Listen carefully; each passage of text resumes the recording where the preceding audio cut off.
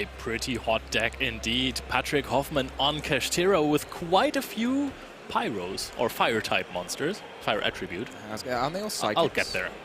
Well, the main deck monsters psychics and the extra deck monsters. But I mean, Rysart is a warrior. Yep. Oh. And he's also fire attribute. At least that. I will give you that, of course. And we are starting it off with the one-off, with the terraforming to catch the also powerful field spell, the Pressure Planet That is a Breaks-Off. beautiful terraforming. Oh, yeah, it is. And it terrors really well. It does. It does. It probably makes much nicer gardens or whatever you're turning into your planet, into than the other field spells. And we haven't. Did we pick up something from the terraforming? Have we missed the field spell part of the adding the unicorn? Did Patrick just immediately search for unicorn? Just one step ahead of himself. Or maybe he just had the unicorn in his hand already. Possible. I haven't seen the. But why would you give that information away first then? That seems kind of odd to me. Yeah, I'm a little bit confused by that. It did seem like if you already have the unicorn, it might be nice to play the unicorn first, and that way you play around draw a bit better. Exactly, that's what I was thinking, for sure. But there's also a possibility that Patrick knows what he's up against, because Giuseppe probably wasn't too happy about the loss of the die roll, because he is on the trap deck of the format. He is on Labrynth, and therefore going second here is not going to be the best situation for him ever. There we have the field spell. There we do. There it is. I mean, to me, like, Kashtira is quite good going first, and is also quite good at going second compared to a lot of other decks. Certainly is. Labrynth, I feel like, is a lot better if it goes first. Yep. So you're always upset to lose the dice roll if you're playing Labrynth. So there comes Kashtira Birth. Oh!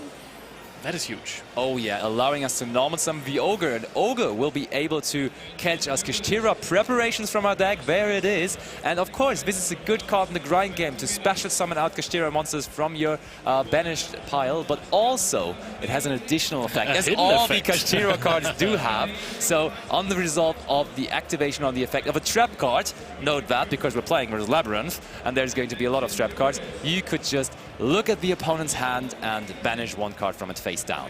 So quite a conservative opening turn for Patrick there. He had a lot of Kashtira cards going. You can see he's not used the special summon Affected Birth. He could possibly have extended a lot more, but has decided to go for the more cautious approach. Yeah, but Labrynth players used to play Lava Golem or Ra Sphere mode, and this is a really good approach to counter that deck choice. I don't know if there are any in Giuseppe's deck. Maybe not. Not really, no. That's true. I think Lava Golem, it doesn't matter. If you do like sort of full combo against Lava Golem, your opponent has to sort of make a choice because you've got enough monsters that I think Sphere mode would be really bad against sort of full combo, zone lock kind of style.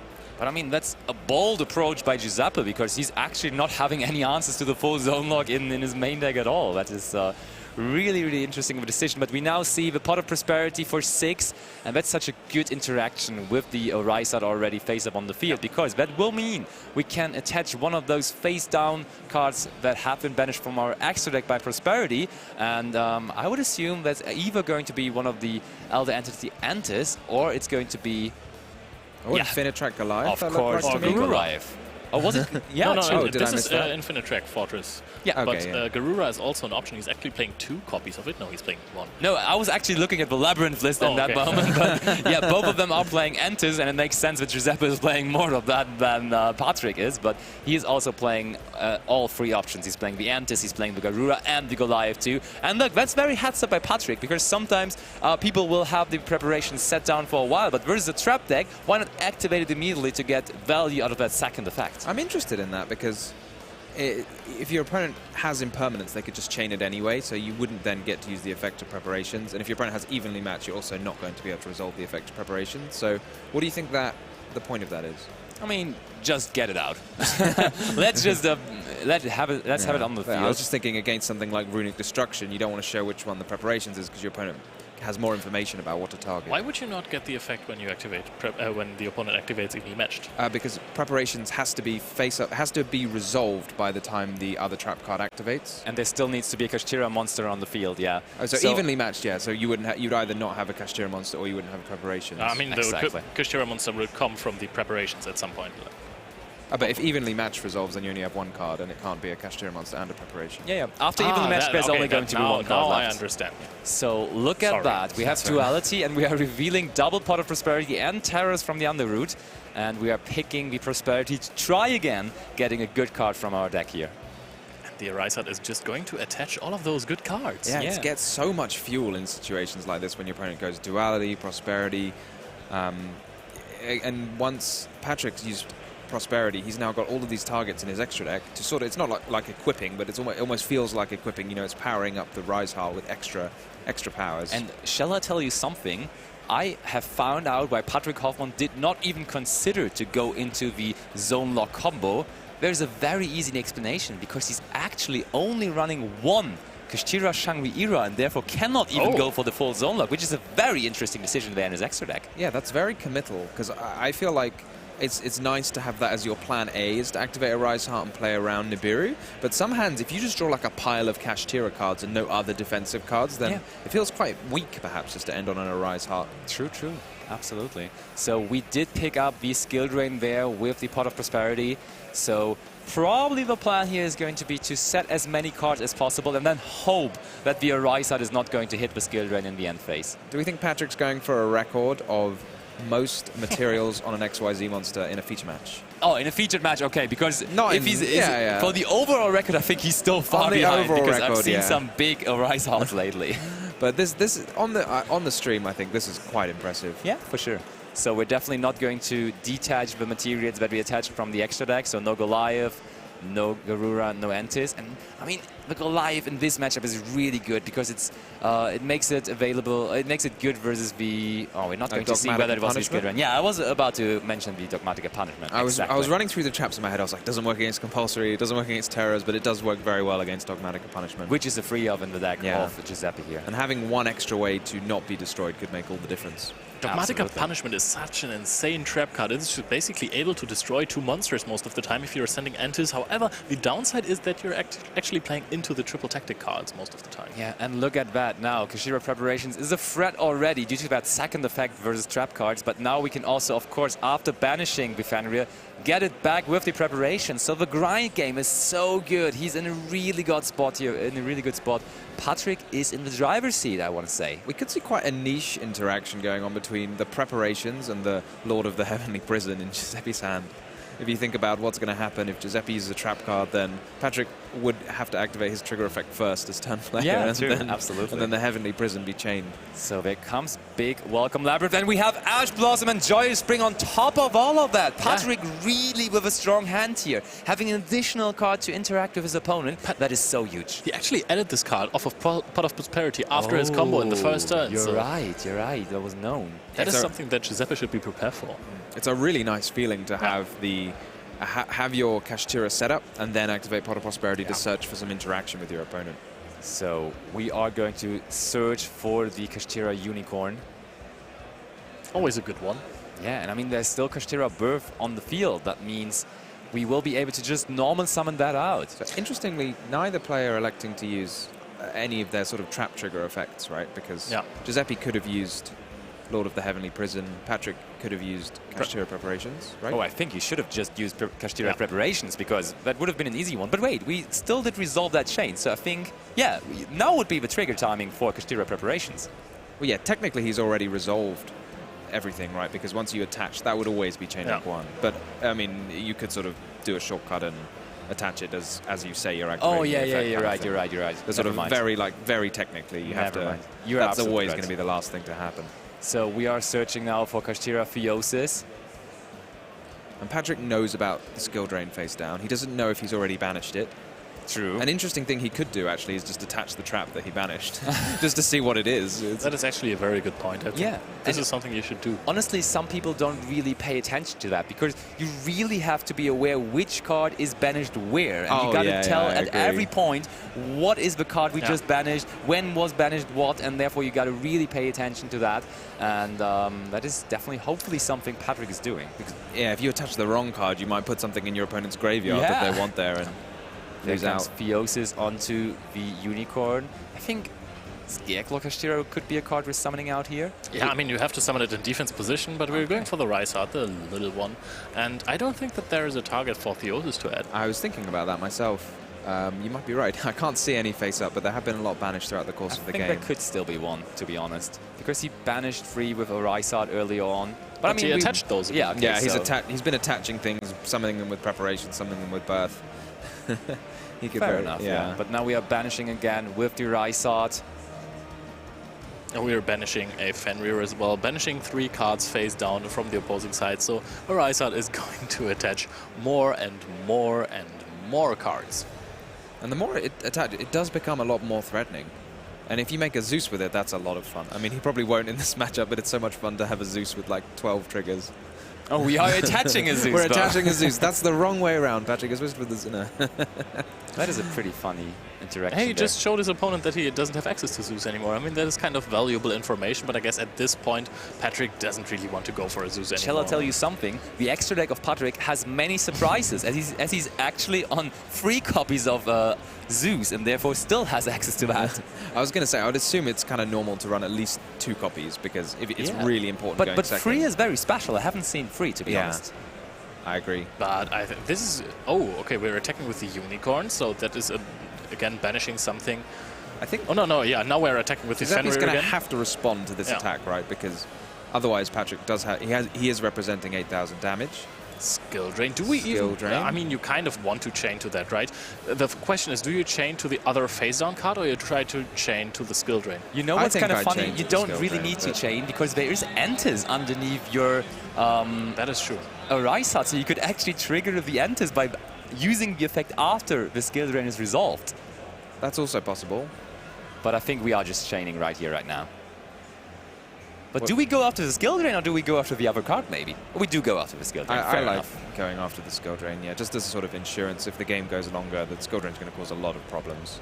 So we are debating on if the attack was declared already? No, I think the attack was declared. I think they're just... So that thing I mentioned earlier about preparations and Lord of the Heavenly Prison and ordering the chain links. So by my understanding, preparation should have to be chain link 1 because Patrick's the turn player. Or chain link 2 because of the Rysart, but chain link 2 sure. after the Rysart, and then chain link 3 will be the Lord of the Heavenly Prison, which will be in play before it could be banished by the preparations. So we are setting Trap Trick, but that is not a card we can use this turn. So, and now unresolved, I would think that Kashtira Fenrir will activate its effect to ban... Oh, it banished the Ariana. Banished the Ariana already. Oh. So we actually prevented the OTK here on Giuseppe's side. So I wonder if there was something that Patrick could have done that could have prevented the OTK, but I don't think so, because the Lord of the Heavenly Prison is pretty big. Yeah, prevented the preventing of the OTK. He can still attack over the Lord of the Heavenly Prison because his Arise Heart is being boosted by the Pressured Planet. Yeah, it is. And I mean, we also haven't used the special summon effect of Kashtira Preparations yet. So we could get another monster onto one. And there is enemy controller as well. That is pretty strong in that situation too.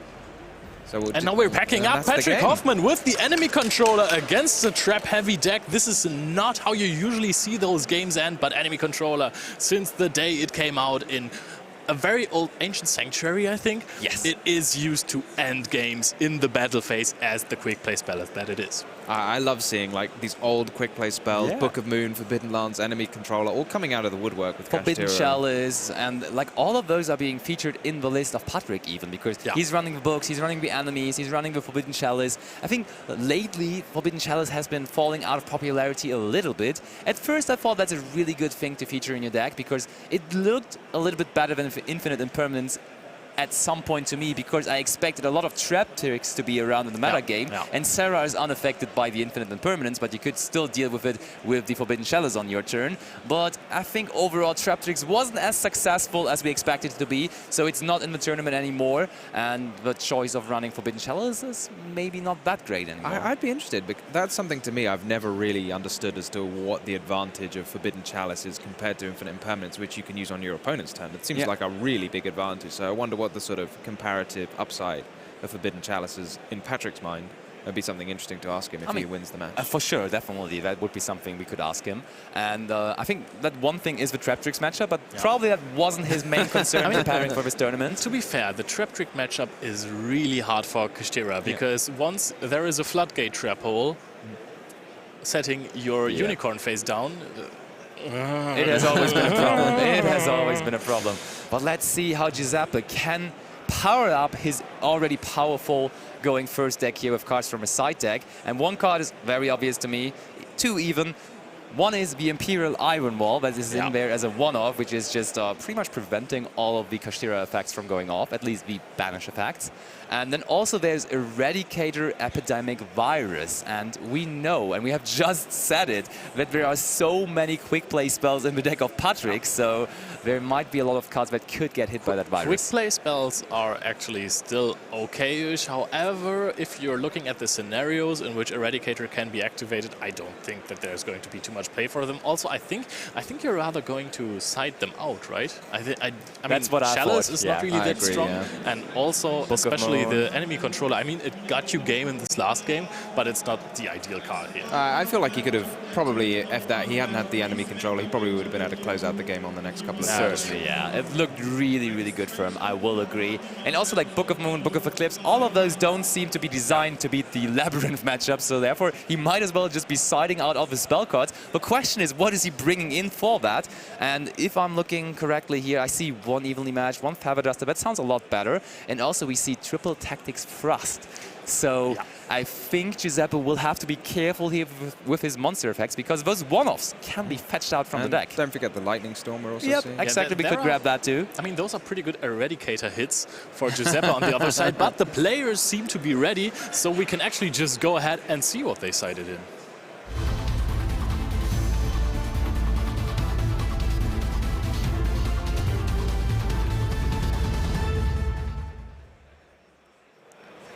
I'm just very curious about this matter.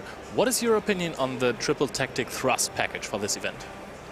How many copies? I mean, 2 or 3 and then at least 1 talent. I love it going second, and I hate it going first. So I suppose if it's in your side deck as a going second card, I'm all for it. Otherwise, I'm not sure how I'd feel about having it in my main deck going first. Wow. I'm making a bold call right now. I'm saying it will be in the winning list of today. Okay. That's my prediction for today. Oh, and there's Iron Wall. immediately Imperial Iron Wall. The one-off has just been drawn, and it's also not only preventing the Kashtira cards from going off, but also powerful, evenly matched. Yeah, very powerful. And I think you activate it right now, but possibly in the draw phase or the standby phase, to prevent your opponent activating Pot of Prosperity as well. Or normal summon 100%. Denko Seka. Or normal summon Denko Seka. yeah. Unfortunately, it That's also doesn't big threat. prevent normal summon Denko Seka, but you at least have the consolation prize That of is true. an Imperial Iron Wall. I It mean- might not be enough of a consolation prize if you can't use your other 3 cards. And it just makes sense to just block out the Pot of Prosperity as well, because if that one finds a Harpy's Feather Duster or a Lightning Storm, then you're going to be in a lot of trouble. Exactly. He actually catched the Kashtira Ogre there to his hand. And there is the special summon of Unicorn. And do we immediately do something against that? Unicorn is so far not answered by anything. We are still contemplating maybe a Welcome Labrynth. Yep, there we go. Welcome Labrynth is being activated, going to special summon out a Lady of a Castle. One Yeah. of the ladies. Which one You've got a few is choices. he going for? It looks like he's just put his hands over Lovely Lady, but has chosen instead for... Oh, it's actually just Lovely Labrynth of the Oh, Silver it's just Castle, Lovely not even Labrynth. Lovely Lady. It's a lovely labyrinth. Okay. The labyrinth is the lovely... or maybe her name is Lovely. And I mean, they're all ladies, so it still I- adds up. The story still makes sense. But I think after having that on the field, we are allowing the search effect of Kashtira Unicorn, and that gives us Kashtira Birth. Birth is a decent card. I will agree on that. Especially in a grindy matchup like this one, the ability, it's just a threat every turn. It's like an extended this turn, and then next turn you can use it again unless your opponent doesn't answer it, which is really useful.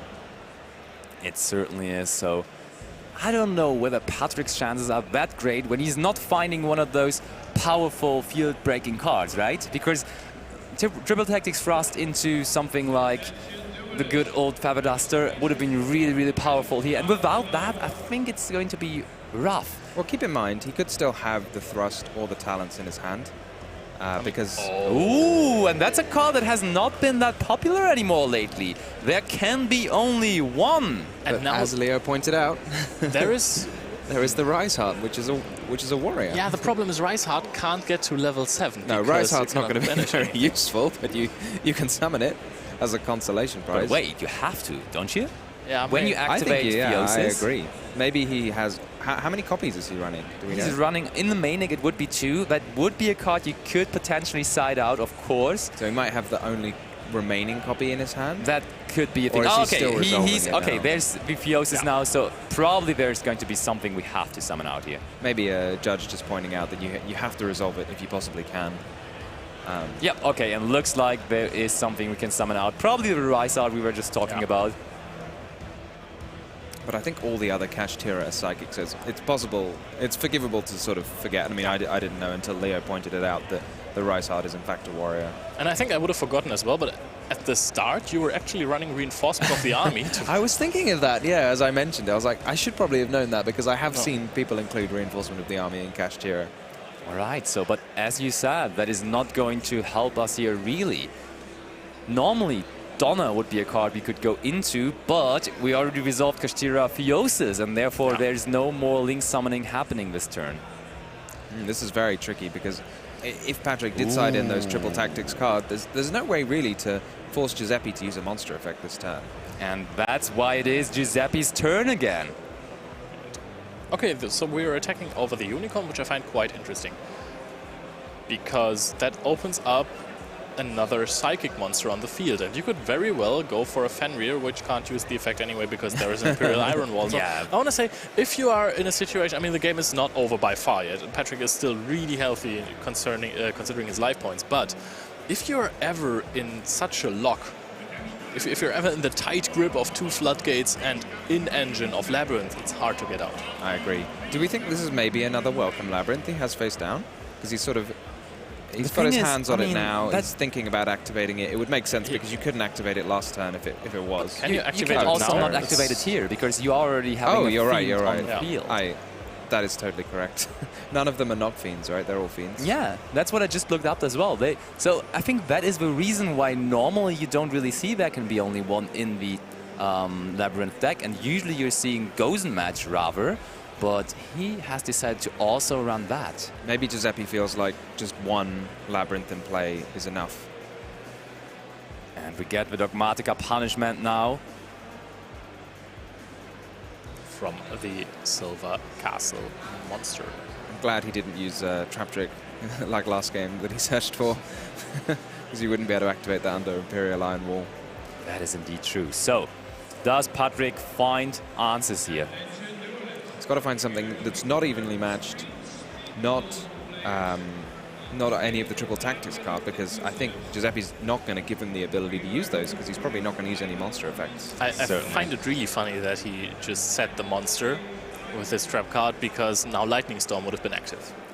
There's still a field spell, yeah, my the friend. field spell. I completely forgot about that.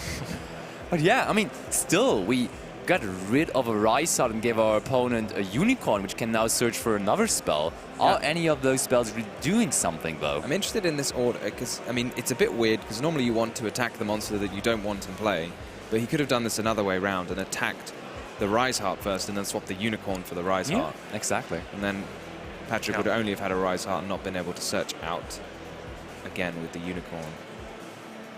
There is another field spell, the Race Off. So potentially there would have been a possible Lightning Storm coming down because he had the field spell to set over his Race Off. that would have been really very cool. cool. Would have been cool indeed. So we are searching for another Rysart here. A big hand of Kashtira cards is normally fine and very good at pushing through opponents' boards. And now theoretically we could normal summon the Rysart to then go into Donner, but that can only get rid of monsters. We are special summoning the Rysart, so I think now we're locked in Exceeds. Yep, that is absolutely Is that a true. special summon? I'm not sure. I mean, he revealed it, right?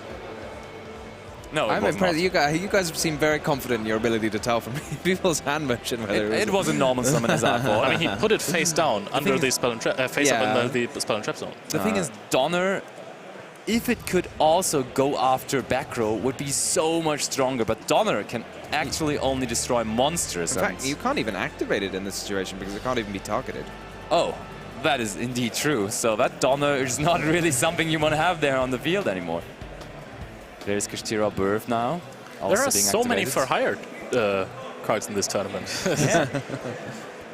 It was one of the things when we were looking at what for hire decks were included when we were trying to find them, and then we realized almost every deck had a Donner in the extra deck. So we were going to have to look a bit harder.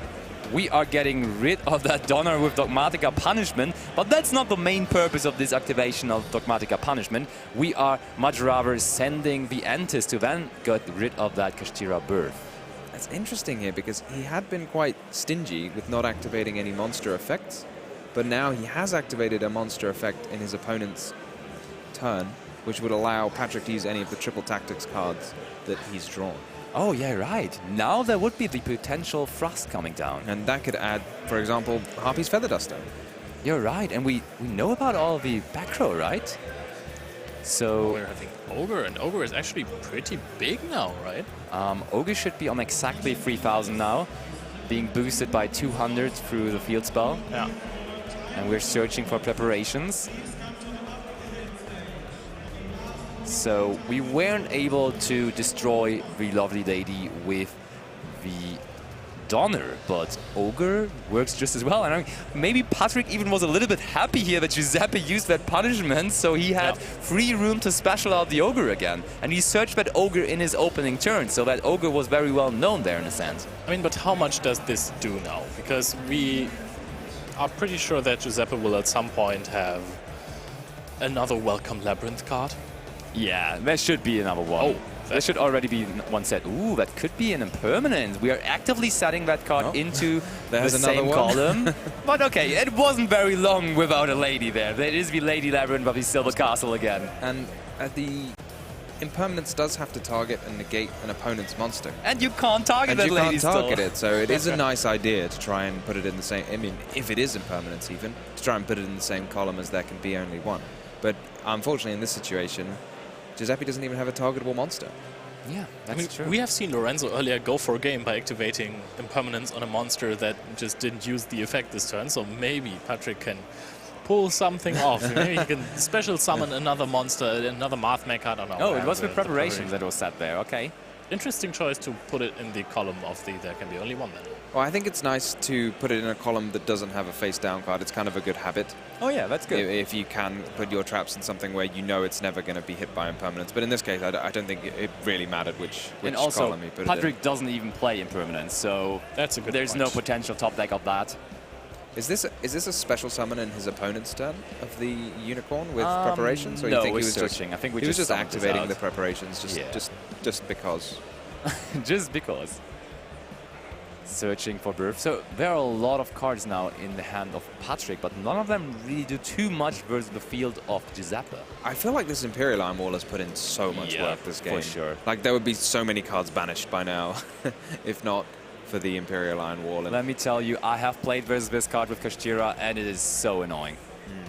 And the one really copy as well being drawn. Yes, yes. Although having said that, Giuseppe does have multiple copies of Lord of the Heavenly Prison, which is able to search it. It is a continuous trap, so it can't be searched by the Lady Labrynth, but it can be searched with Lord of the Heavenly Prison. And yeah, the problem there would be it would go... It wouldn't. Oh, okay, okay. I see what you did there. I see what you did there, true, yeah, true. Normally Lord of the Heavenly Prison would banish it, but if it's Imperial Iron Wall, then it says, you can't banish me.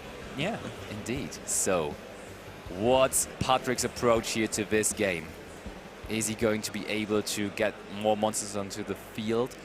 I mean, one very obvious solution here could also be Zeus, but how do we even get to Zeus here at that point? I was thinking about that because the combination of Iron Wall and There Can Be Only One is the tricky part, because you cannot get your Rysar to level 7, and that is a big problem. I think at this moment we are just waiting until we are drawing into a Harpy's Feather Duster and possibly win off of that.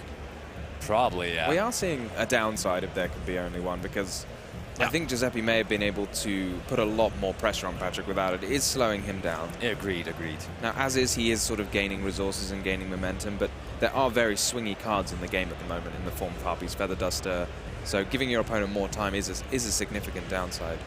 For a second I thought it's Harpy's Feather Duster, but it was only the Kashtira Birth there. But I mean, Kashtira Birth buys us some time, because we can now turn over, special summon back the Unicorn. Or Ogre. Or Ogre even, true. And that is actually dealing with the attack that Giuseppe can do each turn. Ogre can crash right here. Yeah, also that, true.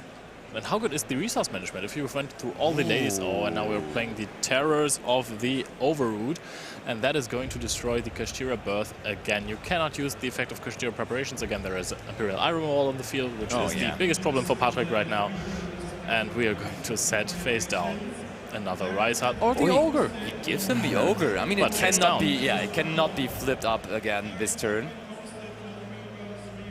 Was there a... Yeah, all right.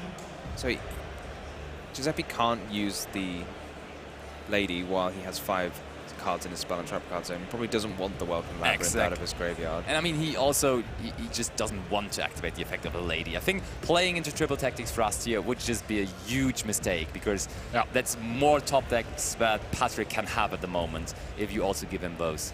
I do love Terrors of the Overroot. It's so much fun. Yeah, it's a really, really cool card. And that's just a pass there by Patrick. So he doesn't have another copy of Kashtira Birth, but he will get another turn, as Giuseppe can only attack for 3,000. I'm saying only. I mean, 3,000 is basically over 1/3 of the life points, and now Patrick is down to 1,500, but he will get another turn.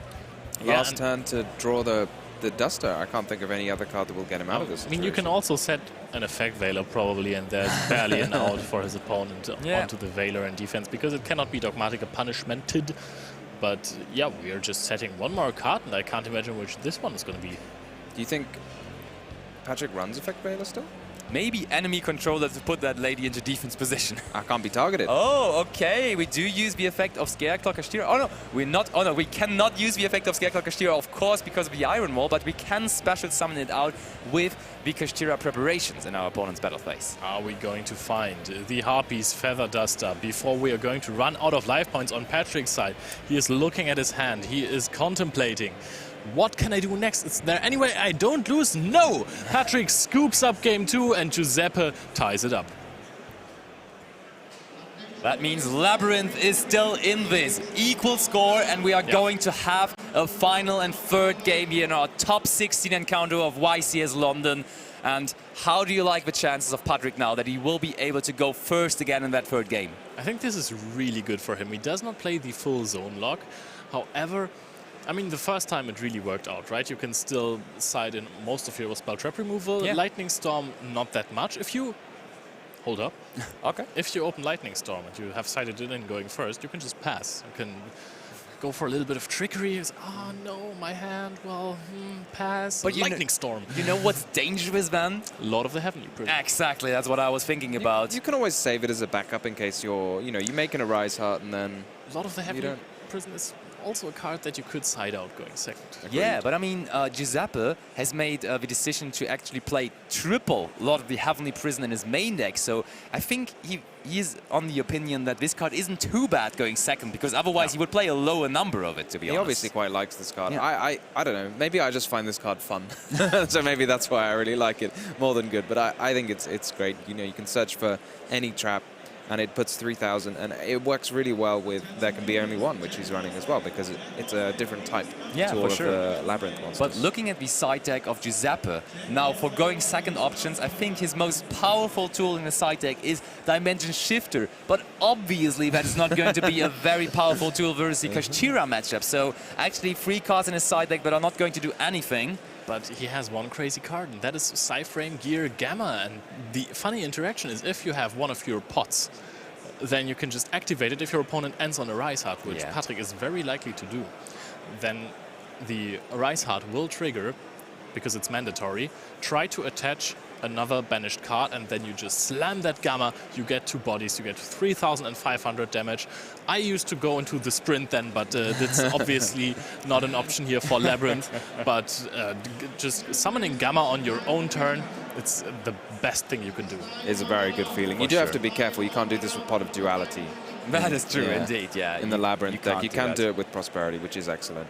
Yeah, but probably if I saw what Patrick was doing in game 1, where we had the information that he could have gone for the full zone lock, but because we saw he had the requirements, certainly so, but he didn't go for it, so that might be telling here for Giuseppe that he's not going to do so in game 3 either, and then I really like holding that Gamma for your own turn, absolutely. So, there are a lot of questions we have. Do we see Gamma Are we going to see a powerful board from Patrick Hoffmann? Those questions are going to be answered now because the players are ready. Game number 3 of top 16 here at 250 YCS in London is starting here.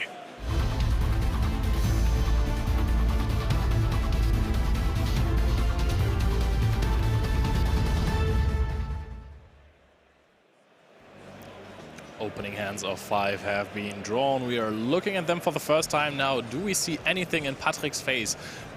Does he act like he doesn't have anything? I think he's got a bit of a game face on. He's a veteran of the game. He has a poker face here for this situation, of course. So we're opening with the Fenrir, which is obviously not ideal. We want to start the combo with the Unicorn. However, if he has Birth as a backup, then it doesn't matter because you can just search the Unicorn, activate Birth, normal summon the Unicorn, and then go for the Theosis to special summon out Ogre and add preparations. Look at that, Giuseppe is really considering whether to do something against that, and there is Ash Blossom and Joyous Spring. I mean, you like this? There's not when there's Theosis coming right after. Absolutely not. It's a bit of a gamble, isn't it? Because you don't want to use it and have this happen, but you also don't want to just not use it until it's too late. That's true. The thing is, you could, like, the only card you really want to search for there is the Rysart, and then Fenrir plus Rysart on their own would only be Shangri-Ira, and Patrick would rely on having the Kashtira Birth in his hand already, and so in that situation, I don't think I would really Ash the Fenrir, to be honest. Exactly. But the big punishment if you don't Ash the Fenrir is if Birth is in the hand, because then you can activate the Birth, search a Unicorn, activate Birth, and then normal summon the Unicorn. I agree. There's ups and downsides to that, for sure. I would have Ashed the Prosperity. Yeah, that's an easy decision for sure. That's for sure. Because that can find so many good non-engine cards now as well, because in the side deck of Patrick Hoffmann, there is Solemn Judgment, the also powerful counter trap from back in the day, still being popular in nowadays Yu-Gi-Oh! And is he going to find it here? But Desires won't help, I can tell you that. That's only 5 cards, Patrick. So that is also a beautiful looking card right there. Are we preparing for a possible turn 3? Or do we just take the Kashtira Birth because we needed to even get to our Rysart here? But I mean, with what card do you want to combo Birth here? You don't. We don't know the hand of Patrick, so there are 2 more cards. Maybe you take the Birth if you have something else. I doubt that it's a Unicorn. Probably, it shouldn't be a Scareclaw Kashtira. It should also not be a Rysart because those cards work without Birth. Scareclaw Kashtira. So that means there is probably no more card to pair it up with, and he really needs that Scareclaw Kashtira to be summoned to the field and to get to a Rysart. I won't lie to you guys. I would have taken the Harpy's Feather Duster and probably end on. You'd end on this. You really want the Feather Duster. I mean, the Feather Duster is insane. Unless it does lose out to Lord of the Heavenly Prison, but that is about it. I agree. I would still think that my opponent is going to side out those. So that is... and on the effect of Scareclaw Kashtira, that looked very desperate from Patrick, that he really needed to grab this. There is the Gamma from Giuseppe. So that is strong stuff. But, I think that driver came right from his hand. And we are banishing it face down. He's also going to lose a card from his deck thanks to the Ogre, if Patrick chooses to do so, which I think he's... we have that is a little late, though. You've got to be careful not to get too excited and banish already with I mean, to be fair, he just targeted and his opponent already just put the card face down. I think this is a fuel for a little discussion with the judges, but I think that they are easily going to handle the situation. It's really nice in situations like this when there's a judge listening to the exact conversation that was said, when there's a sort of difference of agreement and communication between players. At the end of the day, he wasn't able to activate the Ogre. And again, Leonard, I have a question for you, because you already pinpointed out that Gamma on your opponent's turn onto an Rysart is really strong. And couldn't we just have let our opponent go into the Rysart here and then have the Gamma for it? If you don't have a spell to activate the Rysart, then it doesn't help you. However, you could use it probably in the end phase, I guess. They will try to snipe out one of your back row cards, right? Absolutely. Do you think Giuseppe might be afraid that the pot of... Because last game, the first card that Patrick attached from his extra deck to the Rysart after using Pot of Prosperity... But then you can still use the Gamma on that effect to attach something. I mean... Yeah, it was Goliath. So, it might be that he was worried about that, but I agree. This does seem but strange. there's Imperial Iron Wall, so maybe that would be the card he's picking here. But, I mean, there was Ash Blossom, Gamma, and Driver in his opening hand, so he's not having that many cards here anymore. First of all, he turned them over to Patrick, but now he wants to have a look himself. What are we picking here? We have both Labrynth traps to choose from. But also, of course, that Imperial Iron Wall is looking pretty. I think he already has one of the Welcome Labrynth cards in his hand. I think I've seen big Welcome Labrynth. We are looking for... Oh, okay. we are ruling Not this. Okay, it will be the Imperial Iron Wall here. I mean, we know your opponent doesn't have the Harpy's Feather Duster. That is true. That's a big information. It's even... it's not on the bottom anymore. It was on the bottom from the Prosperity, but now it's shuffled into the deck somewhere because he's already shuffled his deck with Shangri-Era. Yeah, that is true. Fun play from Giuseppe there. It does look a bit weird the way he's set, but as we mentioned before, he's playing around. And there's, of course, the Kashtira preparations. Making sure to flip this in your end phase where he cannot chain any trap cards yet. So now every activation of a trap card would potentially trigger the preparations. However, there's Except no card for in that hand as well, so there's nothing you can... Yeah, and also there is Imperial Iron Wall now. And there's Skill Drain as well, but only 7 minutes left on the clock, so this might be a costly Skill Drain here, because that brings Patrick ahead on life points here. I think it's all going to come down to whatever the last set for Giuseppe is. That Skill Drain can potentially be really important, because you could turn the Shangri-Era in attack position, oh wow, that is really important. Right there, that's even boosting our monsters more. You can, sorry. You can attempt to activate the effect of Shangri-Era in the standby phase and then just destroy the Imperial Iron Wall or the Skill Drain. Or you can turn, because you have actually activated the effect of Shangri-Era, you can turn it into an Arise Heart as well if you want to. Lots of options for Patrick here. That is true. So, there was the surge. We can also put this in attack position. If the Skill Drain wasn't there, this could have been a rather easy Zeus play. Would, however, lose to a Welcome Labrynth trap because you can just summon it in attack position. We are going for damage here. Of course, there is the Arise Heart. A Skill Drain sort of reduces Yu-Gi-Oh! To a bit of a mini-game of who can have the biggest monster in play, right? And this Arise Heart is very big. It's at 3,200. Yeah, and it cannot be outed by any of the Welcome Labrynth cards because the monsters, they are just not big enough. Yeah, exactly. So that is a lot of damage, as we just said. 5.5 more minutes to go in this, and Giuseppe will have to come up with an answer very quickly here. Also, if you have the big Welcome Labrynth to out the Arise Heart, you cannot use it because of your own Imperial Iron Wall. So this is just... How does Giuseppe get out of this? And Patrick is smiting a little bit. Oh yeah, he likes this, he likes this. And there's... Ooh... Still in battle phase, I would assume. We summon out that unicorn from our hand with Kashtira preparation, so that forces Giuseppe to use the Welcome Labrynth, bringing out the Lady Labrynth of the Silver Castle. One thing I thought I might have seen in Patrick's extra deck was a Draco Sack, which might be there for explicitly this purpose. Oh, I may have made up that there was a Draco Sack in Patrick's extra deck. Let me just quickly check. I mean, I have his extra deck, and there is indeed a Draco Sack. Yep, and that is usually there. 2 level 7s. Yeah, that is usually there for exactly such cards, such as Skill Drain or Imperial Iron Wall. So we might really see that. The beauty of Draco Sack is that it contributes itself for the cost, which gets around Skill Drain. Skill Drain is one of those classic cards that a lot of people can play around. Ooh, what is this? That is Forbidden Chalice on our good old unicorn monster. And also therefore boosted by the Great Soth. Yeah, that will be enough to actually get over this monster there. Oh, and that is fantastic, because in a Skill Drain scenario, the Chalice does not really matter to you anymore, so you're going for maximum damage here. Well, maximum value. You get to destroy the Lady of the Lab. That as well. And now that is a really important card to draw for Giuseppe. Is it one that can turn this game around? It is one that has to be set to the back row. So, back over to Patrick there. Is it the Mirror Force that he so desperately needs? Keep in mind, it can't be Storming Mirror Force because there's still preparations. So we are attacking. So, for a second I thought we are playing around the Mirror Force there. But we are just declaring the attack. And there is Dogmatica Punishment. Punishment is really good. Is that enough? That could only theoretically take care of 2 monsters, right? Can't even, because you cannot target anything with Antis, because the monsters have to be of lower attack than the monster you're sending to the graveyard. So Antis isn't the option here. You can use the sneaky Tri-Brigade monster, which when it's sent, allows you to send another. That is absolutely the way to go. We go with the Bucephalus 2. I wasn't going to try and say his name. Oh, but we do go for Garua. And are we trying to draw into our lovely lady there? No! And Patrick Hoffmann showing some emotion here. He is winning this really intense game of Kashtira versus Labrynth, going into top 8 of the 250th YCS in London.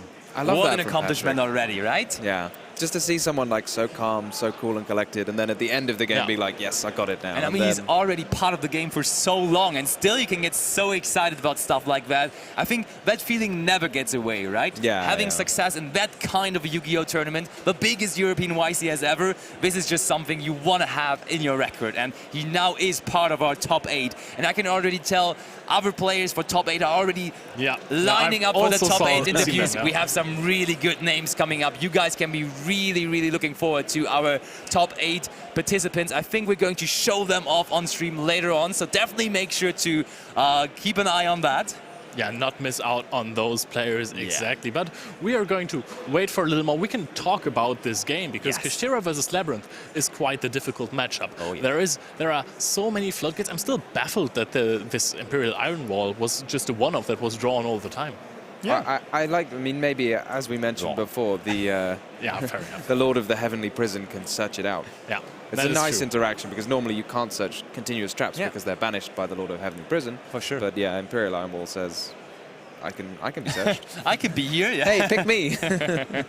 Yeah, but that means Labrynth was eliminated from the tournament, and I think that was our last Labrynth player left, and therefore I think from now on it is going to be between the Kashtira decks, between the Runic decks, maybe between the Sprite decks as well. Those will be the contenders left in contention. I am pretty sure that there's also a for hire. I mean, yeah. Okay. I might see him there lined up with other top 8 players. Might be a little bit of a hint for sure, definitely. But yeah, still, we're having at least 3 different decks here in top 8 left, which is pretty cool. I mean, the meta still shows to be wide open, but still, when I see those guys standing around there, the names that we have produced for this top 8 cut are still really also powerful.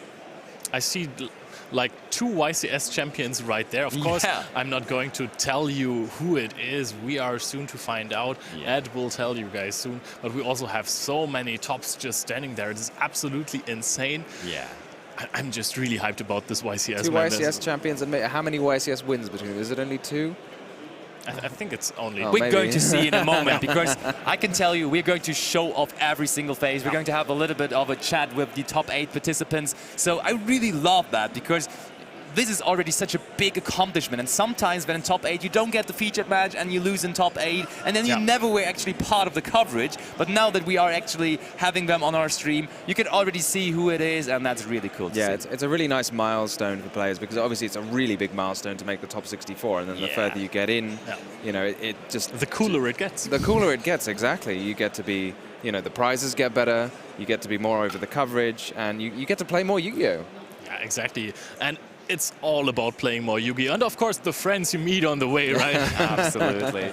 But also, I mean, now with top 8 approaching, does it start to get to your nerves? Because now the pressure really starting to add up, right? It gets to my nerves already, and I'm not even participating in the top 8 because I'm getting nervous. I'm getting a bit shaky here. Do you think as well, though, you're also kind of growing in confidence because you've won so many games by this point. You think, I can do it. Yeah, for sure. And also, the guys that are standing there, they are so accomplished, so they by now know that feeling of going deep into a tournament. And I think in my interview earlier with Erikos Beck, for example, he mentioned that when you are having more and more tops, you just get used to that. Your body gets used to those pressure situations, and then you can just easily maneuver in them. And I think a lot of those guys will be able to do that. But I just saw another YCS champion lineup. Do you think the people you see next to you makes you feel nervous because you can see all these other players who have done really well? Yeah, I mean, there are accomplished players, but then there are more accomplished players, so that could definitely be a thing for sure. I can see that, yeah. I mean, I would be afraid of a lot of those guys sitting in there. Every single one of them, to be honest. To be fair, I tend to play better if my opponent is a really accomplished player. Because I really respect, I mean, I respect all of my opponents, but I really want to win then. I get into a hyper focus, and it just works out better for me. Yeah, but speaking of all those names, I think we are now lined up with our top 8. First of all, we're going to talk to the winner of our top 16 match. We're going to talk to Patrick Hoffmann, so please, Ed, take it away. Thank you very much, Basti. Yes, I am with Patrick right now, who's just made his way into that top 8 via that amazing top 16 feature match. Patrick, congratulations. How are you feeling at this point? Really, really, really good. I'm really hyped to win this all. Well, that's what we want to hear. We want to hear that energy. You were just telling me that since you haven't had a top since COVID, but you have had multiple tops, so you're no stranger to this side of the tournament. Top 8 is the furthest, I guess. It's the furthest. Yes. Well, congratulations. Top 16 and top 32 the last time. Well, congratulations on getting this far. We wish you the absolute best of luck. That was a pretty amazing game. There were a lot of back and forths going on in there. How are you feeling about that game in general? Game 2 was a little bad because my hand was a little bit tricky. It was not really bad, but it was like I have not a lot to beat over Iron Wall. But Game 3, I saw my hand. I started with Prosperity and all these things, and I was sure, okay, I will get this. There were a lot of interesting moments. Like you said, that second round, you tried really hard to play around like Imperial Iron Wall and things, but then when they both came out, Skill Drain and Imperial Iron Wall as well, were you worried? A little bit, yes, but I know he had Chalice, so the only thing is that he get the monster with his 3000 ATK. And Eraser is there with the field spell, it has more, and then he make it, and it's not so many time left on the clock, so it's okay when you activate Skill Drain like 7 minutes before the clock ends, so that's fine for me, I don't care about that. We're great. So congratulations, well done on getting the furthest you've ever got. This is a very exciting time, top 8. Congrats. I'm going to let you head off this way because I'm going to interview the rest of our top 8 who I have here. So first up, we've got Ryan Jabri. Welcome, Ryan, our YCS Utrecht 2020 champion. How are you feeling? I'm feeling good. Yeah? Yeah. Excited about this top 8? Yeah. Do you think you can take it all the way? I'm gonna see. We don't know. I'm gonna see. Humble, that's what we like to see. Best of luck. You are the first player in our feature match coming up, so I will usher you off so that you can get ready and prepared. Congratulations on getting this far, Ryan. Next up, Samir Bakar. Come on up, Samir. Now, we saw you have an interview earlier. You've got a great energy about you. How are you feeling? My feeling is strange. It's strange feeling, thinking it's possible. It's definitely possible. You've made it to the top 8. Can you take it all the way? Can you repeat, sorry? Can you take it all the way? Do you think you can take home that championship title? Oh no, my English is so bad. That's okay, I'll try again. Do you think you can win? Do you think you can win? Oh, bordel. Translate, please, translate! Help me! Don't worry about it. Best of luck. Good luck in this next match. I hope it goes well. I shall usher you off as well. So next up, we've got Dinkar Bui. Welcome, Dinkar. We've seen you already in a feature. Former YCS champion Milan, second place in Utrecht. How are you feeling here in London? Excited. Excited? Yeah. That's what we like to see. We saw you play incredibly well, obviously, because you've now made your way to the top 8. Do you think you can take it all the way? I guess, yeah, I think so. Anything you're worried about facing in these next couple of rounds? No, not really. That's what we like to hear. That's a calm, collected man. Congratulations on getting this far. I shall usher you off as well. Congrats. Next up, we've got Flavio Palumbo. Welcome, second place in Italian Nationals fairly recently. How are you doing here in London? Yeah, it's good. It's good. Now, how's the entire thing been for you? Have you had any challenging duels so far? I don't understand too much. Has it been easy? Yeah. Yeah, it's been easy. That's what we like to hear. Someone who's breezing their way into the top 8. Congratulations on getting this far. I shall usher you off as well. Next up, we've got Tom Kleinergraber. Welcome. You've had multiple top cuts before. This isn't your first time being in this far in the tournament. What's the furthest you've ever managed to get? Last race is London, I made top 4. Okay. This time I might take it. You might well take. That's what we like to see, some confidence. Well, congrats on getting into the top 8. Wish you the best of luck. Is there anything you're worried about going up against in these next couple of rounds? No, the entire meter is pretty, crazy, so just looking forward to every game. Positive. I like to hear that. Thank you very much, Tom. We shall usher you off, and then we shall next get up Anshi Shu. Anshi, we've seen you already up here. We've seen you on a feature. Do you think you can take it all the way? Do you think you can win today? Yes, easy. Oh, that's what we like to see. It's easy. Well, I really hope it goes well for you. Congrats on getting this far. Top 8 in YCS London 2023. The 250th one. Very exciting. Best of luck to you, Angie. I shall shuffle you off this way as well. Lorenzo Santoni is up next. We've seen you already on another feature. How are you feeling? I'm feeling very good. It's been long ago. Yeah. I didn't make it to the top 8, yeah. Well, now here you are. Do you think you can make it all the way to the final? We can make it. We can do it. Yeah? Yes. Good. I like this. We have an entire top 8 who are incredibly confident. Congratulations on getting this far. I shall usher you off finally as well. Goodness me, that's an exercise in improv and interviewing that I never have to do normally, but this is very fun. It's the exciting energy that we want to see from everyone who's in our top 8. And like we said, we have Samir Bakar and Ryan Jabri as our feature match for that first top 8 cut feature that you guys are going to see. It's going to be very, very exciting. So I'm going to just wait a couple of moments because they are about to get ready, and I'm going to throw over to our commentators who are going to talk to you about this, to just get ready, get you in that mood, whet your appetite for our top 8 duels. It's almost there. Top 8, then top 4, and then into that final. It's going to be so exciting. I can't wait to see what's going on. Gentlemen, how